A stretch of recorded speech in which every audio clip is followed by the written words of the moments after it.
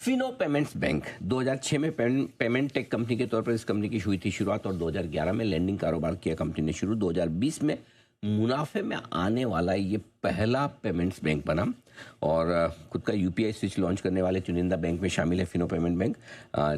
1,60,00,000 से ज़्यादा कस्टमर्स है कंपनी के पास में और एक तिमाही में 9 लाख से ज़्यादा नए खाते खोलने का रिकॉर्ड भी बैंक ने बनाया है। और हाल ही में बैंक ने एक बड़ी अचीवमेंट हासिल की, स्मॉल फाइनेंस बैंक का भी आपको अप्रूवल मिला है आरबीआई की तरफ से। हमारे साथ कार्यक्रम में शामिल हो रहे हैं ऋषि गुप्ता साहब, हमारे साथ हमारे स्टूडियो में है, कंपनी के एमडी और सीईओ। गुप्ता साहब ने दिल्ली यूनिवर्सिटी से कॉमर्स में ग्रेजुएशन की डिग्री हासिल की है, चार्टर्ड अकाउंटेंट हैं आप, ICWA हैं और साथ ही साथ आपने IFC, ICICI बैंक और मारुति जैसे दिग्गज संस्थानों में काम करने का लंबा गहरा अनुभव लिया है। गुप्ता साहब बहुत बहुत स्वागत है आपका, धन्यवाद सर समय देने के लिए। सबसे पहले आपको, आपके पूरे बैंक के, आपके सहयोगियों और सारे आपके कस्टमर्स को नए साल की बहुत बहुत शुभकामनाएं सर। आपको भी पूरे जी टीवी को। आज ये तो सरप्राइज हो गया, मैं सोचा था कि आपका इंटरव्यू, मुझे लगा कि शायद आप कहीं दूर से मिलेंगे, लेकिन आज तो आपने ईयर एंड पे सरप्राइज दिया, स्टूडियो में आए सर, उसके लिए विशेष धन्यवाद आपको। Thank you very much. एक बधाई भी आपको, 5 दिसंबर को शायद आपको लाइसेंस मिला है सर। ये समझाएं फिनो पेमेंट्स बैंक के लिए इस लाइसेंस के क्या मायने, क्या कुछ बदलेगा आपके लिए? एक्चुअली पूरा हमारा जो पेमेंट्स बैंक मॉडल है, अभी तक हम लाइबिलिटी पे फोकस करते हैं और ट्रांजैक्शन पे फोकस करते हैं, पेमेंट्स ट्रांजैक्शंस पे। तो SFB बनने के बाद हम एक पेमेंट्स बैंक प्लस मॉडल हो जाएगा।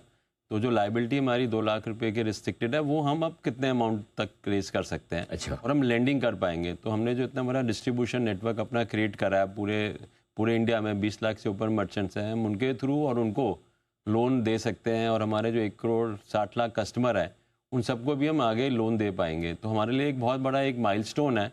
पहला पेमेंट्स बैंक है जो स्मॉल फाइनेंस बैंक में कन्वर्ट हुआ। तो उसके लेके हमारे लिए एक पॉजिटिविटी बहुत बन जाती है मॉडल के अंदर।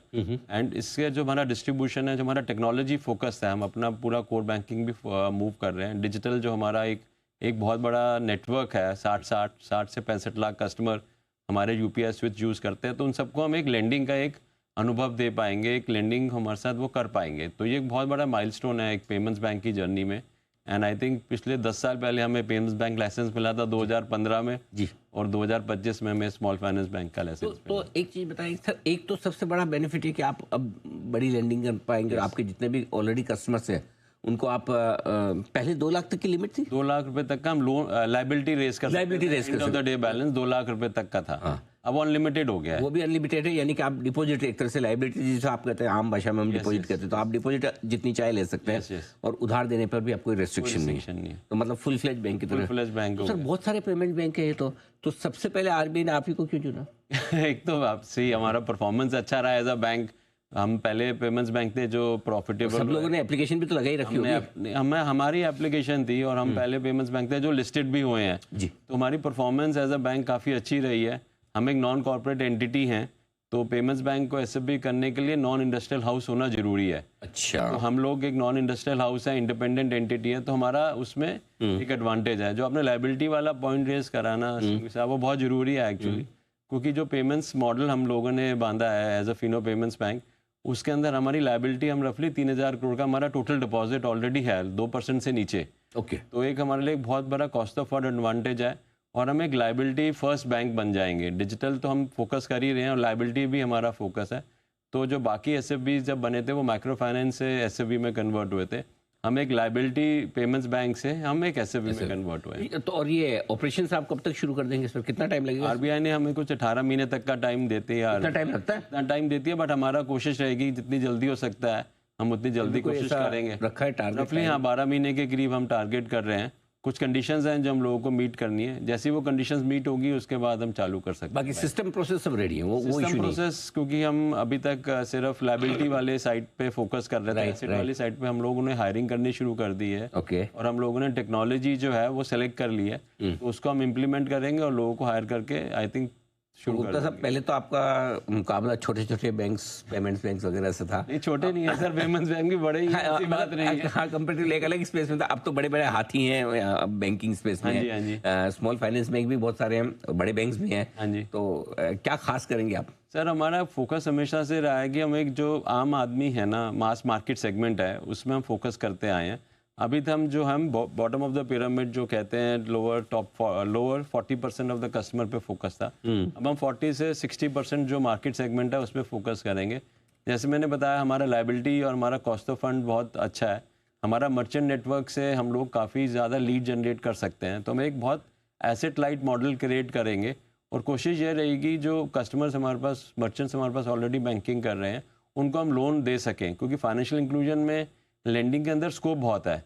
बट मेजर बैंक्स के अंदर कंस्ट्रेंट जो आता है ना, कि वो पैसे मार्केट से जो लायबिलिटी है ना, वो अच्छी तरह रेज नहीं कर पाते एक लो कॉस्ट पे।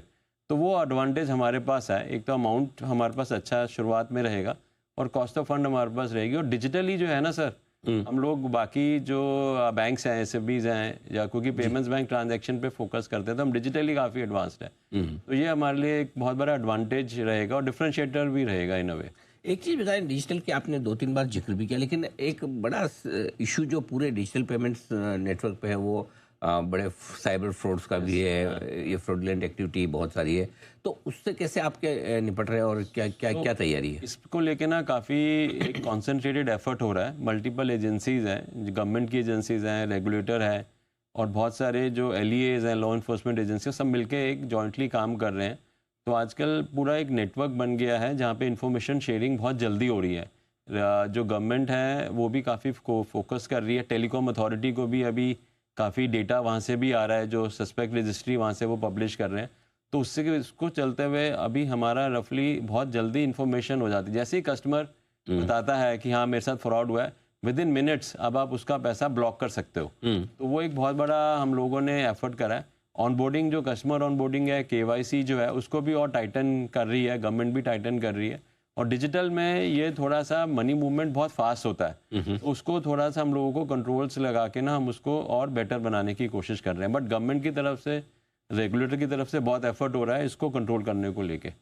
और कोई नई ज्योग्राफी में, कोई और नए एरियाज में आप डाइवर्सिफाई करने की कोशिश कर रहे हैं? डाइवर्सिफिकेशन तो हमारा लेंडिंग में मल्टीपल प्रोडक्ट्स, सिक्योर्ड लेंडिंग पे हम फोकस करेंगे ज़्यादा। तो सिक्योर्ड लेंडिंग हम ऑल ओवर, कोशिश हमारी रहेगी नॉर्थ टू वेस्ट में शुरू करेंगे as a first phase from lending point of view. Liability point of view से तो हम ऑल ओवर इंडिया ऑलरेडी हैं। ओके, तो हम लायबिलिटी वहाँ से कंटिन्यू करते रहेंगे रेस करने के लिए। गुप्ता साहब, बहुत बहुत धन्यवाद। आपने समय दिया, स्टूडियो में आए, पूरे अपने प्लान्स के बारे में बताया हमारे दर्शकों को। उम्मीद करते हैं कि 2026 का साल आपके लिए माइलस्टोन वाला हो। आपके स्मॉल फाइनेंस बैंक के ऑपरेशंस भी शुरू हो जाए और धमाकेदार शुरुआत करिए सर। मजा आएगा। बिल्कुल, आपकी दुआएं चाहिए, पूरे जी सिनेमा की, जी TV की वो चाहिए। Thank you very much. आज हमें ऐसे देख के आपको सिनेमा भी याद आ गया था।